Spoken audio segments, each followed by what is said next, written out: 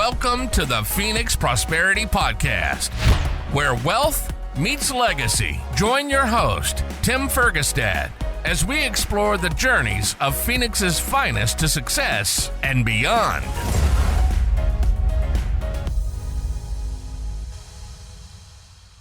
All right. Hello, this is Tim Fergestad. Thank you for joining us. My guest today is Tom Gauthier, founder and CEO of AgTechLogic, a chemical engineer, entrepreneur, and multi-generation farm descendant. Tom is applying intelligent precision agriculture to help farmers reduce chemicals, improve food quality, and build a more resilient global food system. Who doesn't want that? Thanks. Welcome to the show, Tom. Thank you for the opportunity, Tim. Appreciate it. You bet. You bet. So why don't you give everyone a snapshot of what AgTech is focused on? Sure. AgTechLogic really started with concept actually about 6 years ago. We created the company in September of 21, and really it came out of the knowledge that precision agriculture, specifically spraying pesticides, was not being adopted as quickly as we thought. And I helped to develop both the hardware and the software to help understand and justify the ROI to move towards precision spraying and improve operational efficiencies in farming. And so our goal is to help farmers reduce cost. In that process, we reduce pesticide use, which is good for the entire planet. For sure. Okay, excellent. Yeah, as few chemicals added as necessary, please. So, okay, that's awesome. And how'd you get into that industry, Tom? Really was a combination. My grandfather was a farmer. My dad farmed for only a hot minute, and I grew up in Chicago. So obviously not a lot of farming in Chicago, but 30 years of doing engineering and consulting really culminated to a meeting. And Tim, that's kind of interesting. It was my last Boy Scout meeting, and I was talking with a good friend of mine who's an agronomist, and he was talking about the issues that farmers had here in Arizona, but they're the same issues they have worldwide, which is high input costs, dealing with pesticides, high labor costs, difficulty getting water. And I kind of threw up my hands and I said, Alberto, why aren't we solving these? And he says, it's really hard. And, it's difficult to bring these new technologies into farming. And I asked why, and he said, because a lot of them just don't prove out. And I said, well, what if we proved it out? And he said, boy, if we could do that, we'd have a really good business. And so that's really what kind of sparked it. It was a combination of a good friend of mine and the want to just desire to solve problems, Tim. I just wake up every day wanting to solve a problem, and this was a big problem, and it was a big problem for the farmers, and I said we could do something about it. So I, eventually quit my day job and just totally focused on how do we solve this problem for farmers. Excellent. So that's a great mission for life, is just a rule for, I'm going to solve as many problems as I can. Agriculture, I guess, is kind of like some other industries. Maybe it's not just regulation, but just is inherently a slow adopter to new tech as well. Is that a challenge? I think it definitely is. And I think for two reasons. One, many farmers, especially the successful ones, have said things like to me, hey, this has worked for decades, or generations. We just keep doing it. Right. And I think the other thing is that, every so often, and I'll use the term snake oil, somebody with a snake oil, a really cool piece of technology wants to prove it out. And that technology just didn't work. I mean, so a lot of robot companies came out, laser companies came out, and, many of them have great intentions, but if it didn't work, the farmers then get very hesitant to try another piece of technology. So proving out the technology was a big deal, and getting those that would give you testimonials that say, yes, you're down the right path, keep working with us, will allow us to continue to adopt and grow. Okay. So a lot of crops are throughout the world, not in the US, just they put so much chemicals throughout the land all the time. And it's runoff, and it causes problems downstream and just bulk problems in the environment, but also for the food itself, right? If you can minimize the need and the waste and all that stuff, that can have a huge benefit, but also cost savings. Is that kind of the idea? Absolutely. And farmers would like to use minimal chemicals, both in killing weeds and fertilizing crops. The problem they have is finding solutions that actually work well. When they have a problem today and they have a pest, it's cheaper today to spray more chemicals in place of putting new technology in. Because if Mhm. you lose that crop, I mean, you could be losing millions of dollars, and it becomes very difficult because you have to wait a whole nother growing period in order to get that crop and that Right. yield again. It's a big gamble. Yes, Okay. Okay. So it makes sense. You're trying to grow organically, no pun intended, where you're showing stages of progress and proving the technology case by case. that's correct. We're working with growers and now working with a very big dealer in California that's helping us because they've been in business well over 25 years. And so they know the growers, they know the technology that works, and they're now supporting our deployment of this technology. They believe it absolutely will continue to help provide operational efficiencies and even the promotion of the use of precision spraying. Okay. Okay. California, obviously a big egg state, but also Arizona, is a lot bigger than I thought it was. I come from the Midwest. We have a saying, the corn like is knee high by July. And out here, I'm looking, they already started their second crop. Yes. Yeah, Arizona, interesting enough, a lot of people don't know how much agriculture is actually grown in Arizona, especially from Yuma all the way to the California border. And many of the crops, right, not only get two grow periods, but there's some leafy greens and in crop combinations that have three or four that Wow. they could actually get in, It's just all the sunshine? yes, a lot of sunshine and definitely a lot of technology going into how do we use that water and recirculate that water to get better yields. Right, right. Um, that is probably one of the bigger challenges in ag in Arizona and California, frankly, is the water d demand. Absolutely. Okay, okay. That's a separate issue. You're trying to deal with the chemical issue, right?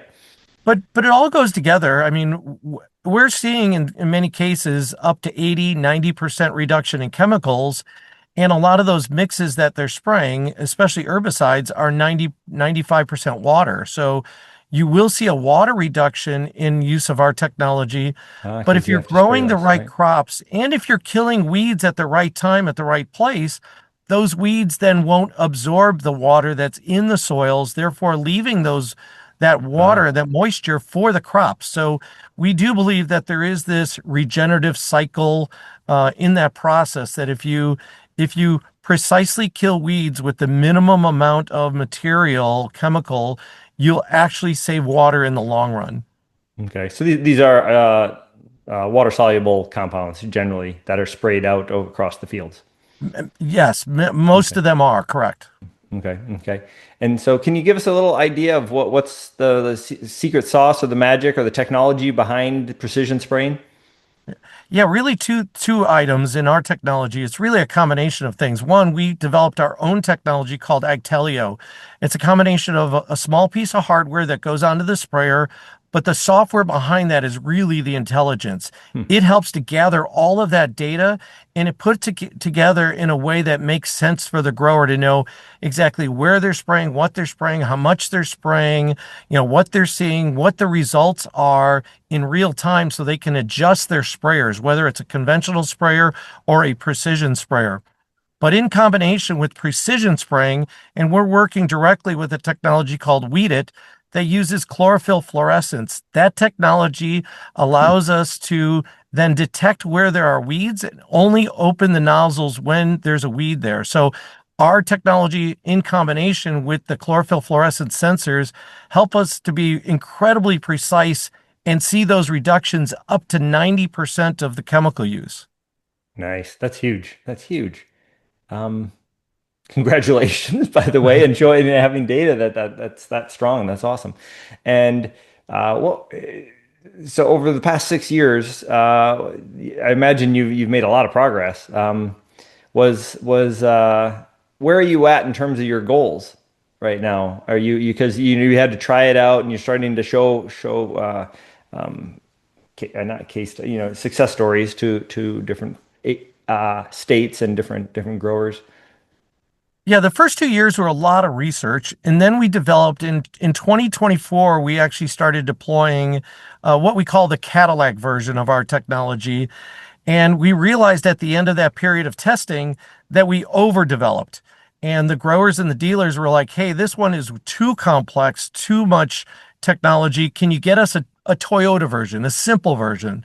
Hmm. So we then redesigned in 2025 for the Agtelio S or Agtelio Simple, and now we're starting to deploy that. We've gotten great results this year. As a matter of fact, our guys in the field, even yesterday, said we had absolute prestige, perfect results in almonds, and we know we're going to be deploying that in vineyards and other crop combinations. And so we're actually just starting to commercially deploy our Agtelio S version, both on conventional sprayers and in combination with precision spraying. Okay. So what sort of crops can these work on? So you're talking about things that go underneath trees or vines, or also that can roll over just fields of soil, both? Yeah, the good news is the technology will work in any crop, but we're highly focused right now in permanent crops in almonds, pistachios, vineyards. We do have some technology working in Texas in cotton and sorghum, and so we know it works in other Okay. areas, but we've stayed focused because we're still small and we still have to grow. So you only have so much, team and Hmm. dollars to spend. And so our focus is on the permanent crops in California, but we will be expanding, late this year and into 27. Okay. Okay. I did see, are there pistachios down in southeast Arizona? There are a fair amount of tree nuts in Arizona also. Yes. Okay. Okay. Okay. Interesting. How big of a farm does it need to be to be interested in your technology, or is it really this any size? I don't know if the technology is cost prohibitive for smaller Oh, operations. great. Yeah, that's a great combination. Right now, it's our goal is to actually make it, less expensive as we continue to move on, that any size grower can use it and see an ROI. Right now, we're working with larger scale enterprises, folks that they have a sprayer, they spray hundreds of acres, but we've even seen as small as 200 acres get really good value Okay. out of the technology and see a strong ROI. But ultimately, we want to be able to make sure that any size farmer, or even a farmer that's using, an outside service to do their spraying, they could use the technology and see That was savings. my next question. Yeah. Or Was if if they're you were going to sharing. have, Yeah. if you were going to sell the technology, but also provide it as a service. Absolutely. And there's independent sprayer companies that we use the technology. And in some cases, some farmers and co-ops, they share equipment. So Mhm. if they're buying a sprayer or leveraging a sprayer in between 3 or 4 farms, they will absolutely see the return because they're only using it a portion of the time. Okay, interesting. Oh, so, pardon me. So, what are some of the bigger challenges coming up for 2026, or goals as well? And what are the goals and challenges with those goals? Yeah, probably the biggest one is the fact that many farmers want to see it working. They want to see a demonstration and Sure. see it on their farm working, or they want to make sure Okay. that they have a really good testimonial from somebody. So, getting that word out as quickly as possible is probably our biggest challenge. We know that. After that, it's just a matter of getting enough bodies to start putting the technology on. The technology can take anywhere from 1 to 4 days to install and calibrate, depending upon the size of the sprayer. We've also moved into municipalities, and we've got a sprayer kit that can be installed within a matter of a couple of hours. So we're starting to see some opportunities even outside of agriculture. But the biggest challenge right now is continue to push sales so we can continue to grow organically. Ah, nice. So, is there a? I'm just thinking how you would mitigate their concerns, right? So if a farmer's like, yeah, but what if it doesn't work and I get weeds anyway? It's like, well, they know how to deal with that already, right? It's just, do you have like a guarantee or anything like that? We do. We've got a money Nice. back guarantee. We know that the technology is strong enough to do that. And the Nice. nice thing is we retrofit existing equipment. So if they don't like it, we can come take it off. It's really easy and they can keep doing what they're doing. But we haven't had anybody yet come ask us to take it off. So that's kind of nice. That's awesome. Awesome. Strong work, Tom. Congratulations on all that. That sounds awesome. Okay. What? Back to the goals again. Do you have a certain number of clients or acres or a financial goal for the year? Yeah, our goal is to actually to do an implementation on 100 new sprayers this year. So, or retrofit, so do 100 installations this year. We should see two or three times that next year. That would definitely get us on a great roll. If we get some of the capital investment we're looking for, we can grow even faster. Okay. Okay. And so that was sort of what I was leading into is sort of growing the company and bigger plans and stuff beyond just this year, right? In growing the company installations. What's your bigger longer term vision? Well, absolutely to continue to expand beyond California, Arizona, Texas, into all 50 states. I mean, there are, permanent crops and definitely crop combinations we can support in all the states. But ultimately, we want to go global. We do believe that our technology is going to help farmers worldwide get the data. And not only that, but that data is then going to be able to be plugged into other systems. With big growers, it'll plug into their enterprise systems, their ERPs, their CRMs, their data analytics systems. The AI will start to give them data and information that they don't have today. But ultimately, even with the app that we have, smaller growers will see, opportunities where they can improve their operations of their farm. And, our goal eventually is to see it in every country that has agriculture. Okay. That's awesome. I love it. It's a good vision. So people who or companies who sell let's stick with the weed spray for now. They want to sell as much as possible. So you're reducing their revenue by 90%, with such technology. But there are some that are smaller, more concentrated stuff, which is cost prohibitive. That seems like a really good partner for you to partner with, right? You can now bring their stuff to market better. Have you looked at that sort of thing, or is there bigger companies who are looking to purchase your tech or be acquired? Yeah, we definitely think the data element is going to be important to both, not just big ag or agriculture overall. I mean, any size agriculture, but even big food companies, chemical companies, EPA, I mean, state legislation, regulatory, dealers, ag equipment dealers. But interesting you bring up, yes, we're seeing a reduction in the chemical use, but even the chemical companies that I've spoken to, they're continuing to remove bad chemicals, create better chemicals, more Hmm. environmentally friendly chemicals. Well, those chemicals are going to be even a little bit more expensive. And we've talked to growers that said they would absolutely move into more expensive chemicals if they're Yeah. using less. Okay. Even if That makes it's the sense. same price, Tim, I think that's awesome Right. that growers absolutely want to become more environmentally friendly, but they can't do it at the cost of the farm. We're Sure. losing over 1,000 farms a month just in the United States alone because of What? financials, Wow, that's a huge number. because they can't afford to be farmers. The input costs for chemicals, materials, fuel, labor are just so excessive that they're finding that, farmers like it's really hard to stay in business. So if we can help them save that farm and keep growing, then that's good for the farmer. And if we can help the chemical companies and the others out there find that right blend to move to more environmentally friendly materials that can help us grow more nutritional, and again, all farmers want to grow is better nutrition per acre. And if they could do that with limited chemicals, they would do it in a heartbeat. Right, right. 1,000 farms a month. Wow, that's so the U.S.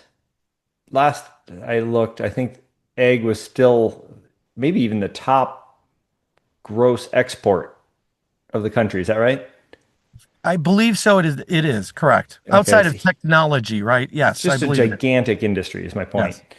Um, okay, so yeah, it seems like a really good space. How much of this is proprietary versus, other people trying to come in and be precision too? There's got to be some competition. There's competition in the proprietary and well, in the precision spray aspect of what we do, but in the data side of what we're doing, we do believe that we have some unique capabilities that we do, and trade secrets. We've got several patents pending right now Okay. in our technologies, working along with that. So we're not really afraid of others that are coming forward with precision spray because our technology helps to prove that out. It helps Okay. to a grower know that they're going to go to that, type of operation in the future. So Okay. It wouldn't hurt to be first to mass market and get brand awareness. absolutely. Yes. And to be straight up, Tim, that's what we're hoping with these types of podcasts. We get the word out there, to share with folks that, it's the right thing to do. We know consumers want fewer chemicals.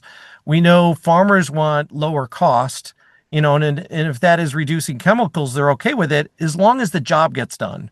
The Right. weeds still have to die, the crops still have to grow, and they have to be at the right quality and yield to supply, their vendors that are Right. their customers. For sure. For sure.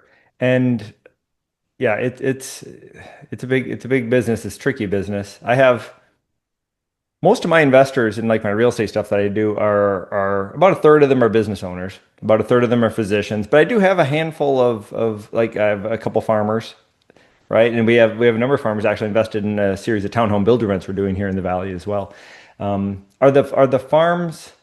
By the way, just as a side note, are you seeing? They're being for infill purposes. They're selling the ones near the valley. Are you seeing any other new farms being uh, started in the other areas of the more rural areas of Arizona? It's not something I've looked into specifically, but we know there's a lot of young people want to get into farming. And they see the struggles, but they also see the benefits. And so we think that our technology is going to help encourage those younger people to come in, use technology early to make sure that that farm is going to be successful, and then also work and collaborate with other farms, that they can, be successful earlier. So, but it's going to be difficult because a lot of the farms, are being moved into residential and commercial use, and Right. and or being bought up by the bigger farms. Right. Well, you raise an interesting point of the future of farming and the technological advances, not just like vertical farms and indoor farming and stuff, but just getting more efficient with the space and the water and everything. And if you have precision spraying, you can probably save enough to you can control the problems better, but also control the fertilization better and not waste it over as much of a big of an area. It would allow for you to grow more things in a tighter spot, potentially, I'd imagine. That's correct. And even change crop combinations or mix different crops, because if you have technology that can Which is separate out, super healthy for the ground yes, and stuff. Yes, yes, that's a great point. Yeah, yeah, and precision spray and more data that you get allows you to then adjust your spraying based upon crop combination and soil types and weather conditions. And so, yeah, it gives you just many more options to be successful. all right. Very exciting stuff, Tom. Very cool. I appreciate you sharing all that. Um, if if uh, if people wanted to reach out or learn more, where can they go? What should they do? Appreciate that, Tim. So certainly go to our website, agtechlogic.com. So AGTECH logic.com. They could also find us on YouTube. We have a lot of really cool videos. I mean, Facebook, Instagram. They can find us on X. Also, I'm out there, dropping some posts here and there about things and articles that are relevant to what we're doing. So appreciate that opportunity. Awesome. Very cool. Very cool. All right. Well, was there anything I should have asked as we wrap up the interview that I didn't, or anything you're excited to share? That was absolutely perfect, Tim. Appreciate the Okay. Awesome. opportunity. Yeah, they could drop me an email too. I'm Tom at agtechlogic.com if they've got additional questions. We love folks just to be part of the mission. Would be great. Follow us, share it with your friends. We're reducing pesticides, and certainly if you know any impact investors that are interested in helping us to grow our mission faster, have them reach out to me. Thank you. Awesome. Great stuff. Thank you. Thank you, everybody, for listening and watching. Thank you very much, Tom Gauthier, for joining me today and sharing your insights into the industry here in Arizona. And Thanks, Tim. globally, you're going global. That's awesome. Inspired by our guests?